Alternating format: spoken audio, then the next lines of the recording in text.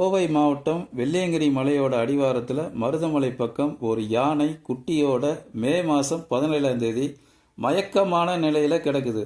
கால்நடை மருத்துவர்கள் யானையை பரிசோதனை செஞ்சு யானைக்கு சிகிச்சை கொடுத்துட்டு வர நேரத்தில் திடீர்னு அந்த யானை செத்து போகுது. யானை வயசானா செத்து போகும். நல்லா இருந்த ஒரு யானை திடீர்னு செத்து போனது தான் நமக்கெல்லாம் ஒரு பெரிய அதிர்ச்சியாக இருக்குது.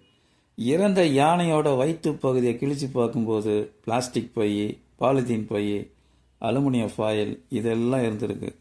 காட்டு பகுதியை குப்பை கிடங்காக மாற்றினதுனால தான் இந்த விபரீதம் நடந்திருக்கு. இந்த மாதிரி பிளாஸ்டிக் பை, அலுமினியம் ஃபாயில் மேலும் காட்டு பகுதியில் இருக்கிற குப்பைகளை சேர்ந்து சாப்பிடும்போது யானை உணவு குழாய், வயிற்று பகுதி இங்கெல்லாம் போய் ஜீரணம் ஆகாமல் நீண்ட நாட்களாக இருந்ததுனால நோய் தொற்று ஏற்பட்டு இறந்திருக்கு. இன்னொன்று பார்த்தீங்க அப்படின்னா ஊறுகாய் பாக்கெட்லாம் வயிற்றுலேருந்து எடுத்திருக்காங்க. இன்னைக்கு பார்த்தீங்க அப்படின்னா ஒரு தனி நபரோட வருமானம் பார்த்தீங்கன்னா எங்கேயோ போயிடுச்சு. அதனால் வீட்டுக்கு ஒரு கார் கண்டிப்பாக இருக்குது. கார் வச்சுருக்கிறவன் சும்மா இருப்பானா? காரை எடுத்துக்கிட்டு அங்கே போகிறேன் இங்கே போகிறேன் அப்படின்னு போகிறாங்க. போகலாம், தப்பு இல்லை. ஆனால் வீட்டில் இருந்து சாப்பாடு கொண்டு போகிறாங்க. இப்போல்லாம் பார்த்தீங்க அப்படின்னா ரோட்டில் உட்காந்து சாப்பிட்றாங்க. மாதத்துக்கு ஒரு வாரம் எங்கேயாவது கார் எடுத்துக்கிட்டு வெளியே கிளம்பிடுறாங்க. அதுக்கப்புறம் பார்த்தீங்க அப்படின்னா டிக்கியில் அவங்க அன்னைக்கு சாப்பிட வேண்டிய பொருட்கள்லாம் எடுத்து வச்சுக்கிட்டு போய்கிட்டே இருக்காங்க. எங்கே பார்க்குறாங்களோ, எங்கே அவங்களுக்கு பிடிச்சிருக்கோ அந்த இடத்துல காரை நிப்பாட்டிட்டு அங்கேயே உட்காந்து சாப்பிட்றாங்க. சாப்பிட்லாம், தப்பு இல்லை. ஆனால் அவங்க எடுத்துகிட்டு போகிற இந்த பிளாஸ்டிக் பை, பாலித்தீன் பை, அலுமினியம் ஃபாயில் எல்லாமே அவங்க சாப்பிட்ட இடத்து பக்கத்திலே போட்டுட்டு போயிடுறாங்க.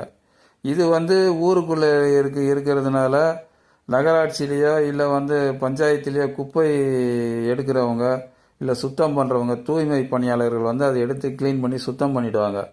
ஆனால் காட்டு பகுதியில் இது போட்டோம் அப்படின்னா அப்படியே தான் இருக்கும். அது எத்தனை வருஷம் ஆனாலும் அப்படியே தான் இருக்கும். அது மக்கவும் மக்காது. இப்போ காரு இருக்கிறதுனால போக முடியாத இடத்துக்கெல்லாம் போகிறாங்க. த்ரில்லிங்காக இருக்கட்டும் அப்படின்னு காட்டு பகுதியில் இவங்க டூர் போகிறேன், நல்லா என்ஜாய் பண்ணலாம் அப்படின்னு விலங்குகள் இருக்கக்கூடிய இடத்துக்கெல்லாம் போய் சுற்றி பார்க்கணுன்னு ஆசைப்பட்டு அங்கே உட்காந்து சாப்பிட்டுட்டு இவங்க கொண்டு போகிற பாலித்தீன் பை, அலுமினியம் ஃபாயில் எல்லாமே அங்கேயே போட்டு போயிடுறாங்க. மேலும் மிச்சமான உணவு பொருட்களையும் அங்கேயே போட்டு வந்துடுறாங்க.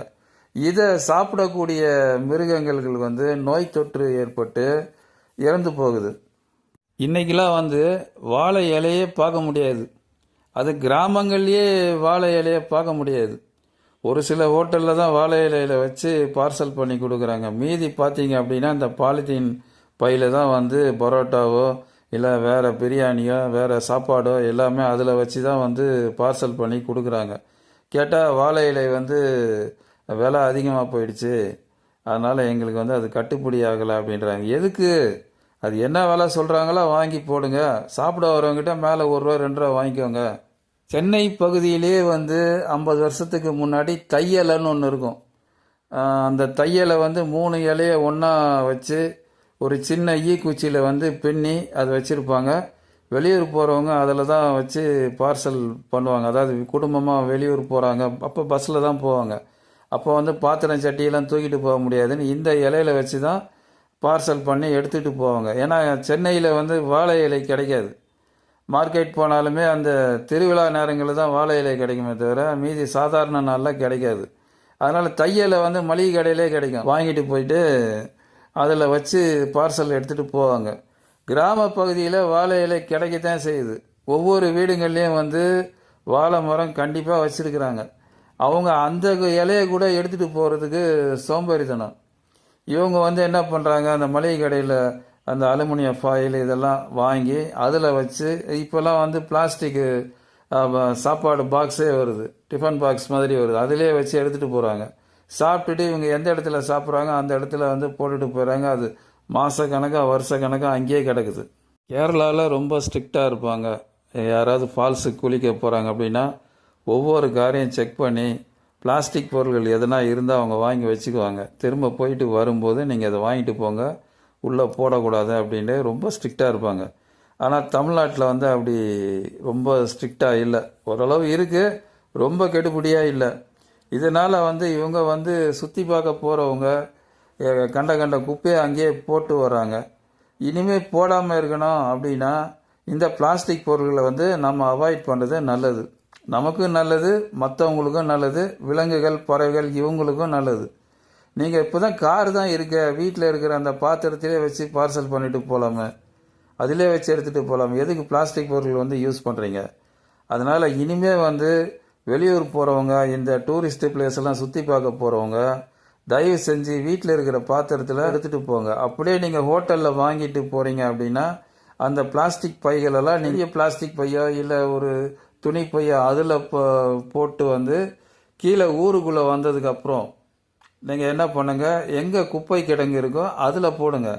அது கூட இப்போல்லாம் குப்பை கிடங்கெல்லாம் பார்த்து போடுறதில்ல, உள்ளூர்காரனே போடுறதில்லை. ஏன்னா அவனுக்கு தெரியும் குப்பை கிடங்கு எங்கே இருக்குது, தூய்மை பணியாளர்கள் வந்து எங்கே வந்து சுத்தம் பண்ணுற இடம்லாம் எங்கே இருக்குன்னு அவனுக்கு தெரியும். ஒரு சில பேர் தான் அங்கே போடுறாங்க, மீதி பேர்லாம் பார்த்த இடத்துல போட்டுட்டு போயிடுறாங்க. அந்த மாதிரி போடாமல் நீங்கள் உங்கள் ஊருக்கு வந்ததுக்கப்புறம் உங்கள் ஊரில் இருக்கிற குப்பை கிடங்களை அதை நீங்கள் போட்டுட்டு போகலாம்.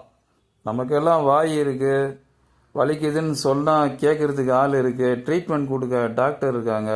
ஆனால் பறவைகளுக்கும் மிருகங்களுக்கும் யார் இருக்காங்க? அது இப்போ யார் போய் பார்க்க முடியும்? அதுக்கு ஒரு வேதனைன்னா அது வந்து சொல்ல முடியாது. வாய் இருக்குது, பேச தெரியாது. அதனால் வந்து ஒரு நோய் தொற்று ஏற்பட்டால் அதுக்கு ட்ரீட்மெண்ட் கொடுக்கவும் ஆள் கிடையாது. கோயில் யானைக்கு தான் வந்து ட்ரீட்மெண்ட்லாம் கொடுக்குறாங்களே தவிர காட்டில் இருக்கிற மிருகங்களுக்கெல்லாம் வந்து ட்ரீட்மெண்ட் கொடுக்கறது வழி இல்லை. அதனால் வந்து அதுக்கே ஏதாவது உடம்பு சரியில்லை அப்படின்னா அது வேறு விஷயம். நம்ம போய் அதுக்கு நம்மளால் வந்து ஒரு நோய் தொற்று ஏற்பட்டு அது சாகுதுன்னும் போது இதுக்கெல்லாம் காரணமானவங்களை வந்து அந்த பாவம் பிடிக்கும். செஞ்சு இந்த மாதிரி பிளாஸ்டிக் கவர்களை வந்து காட்டுப்பகுதியில் இல்லை, ஊருக்குள்ளேயே நீங்கள் போடாதீங்க. உங்கள் ஊரையும் இந்த நாட்டையும் வந்து சுத்தமாக வச்சுக்கோங்க